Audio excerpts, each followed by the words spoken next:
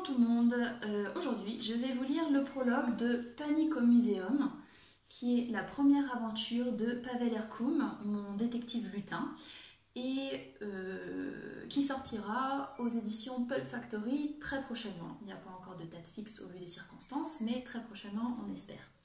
Moi j'ai déjà reçu mon exemplaire auteur, ce qui va me permettre de vous lire le prologue.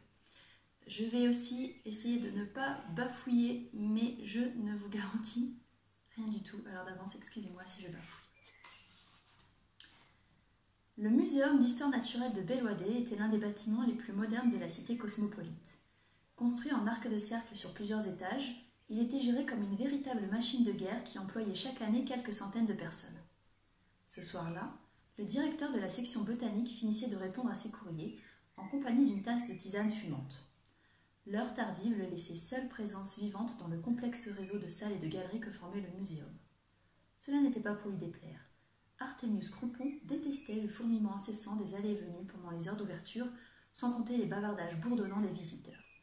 Et même, l'elfe appréciait particulièrement ce moment sacré, lorsque le dernier employé quittait les lieux et que le calme était rétabli.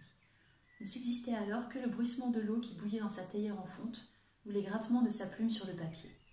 Là, il parvenait sans peine à rassembler ses idées et à faire avancer ses recherches.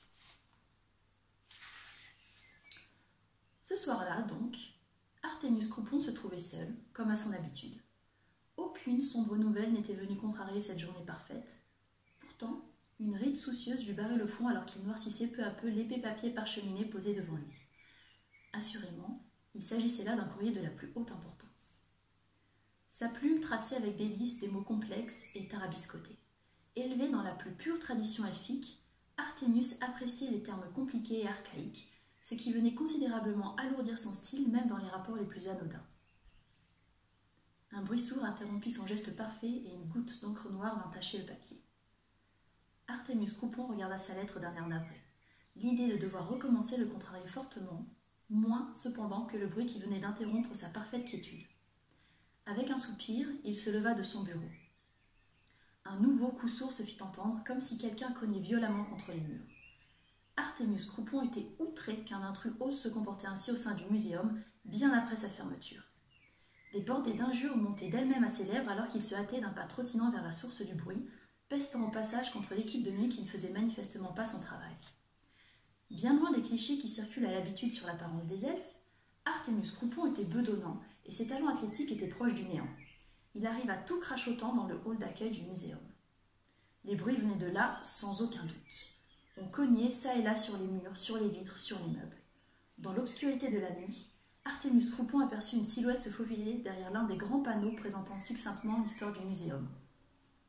Retroussant ses manches de colère, ni une ni deux, l'elfe se précipita dans cette direction. La silhouette surgit devant lui et une expression d'horreur déforma le visage d'Artemius Croupon.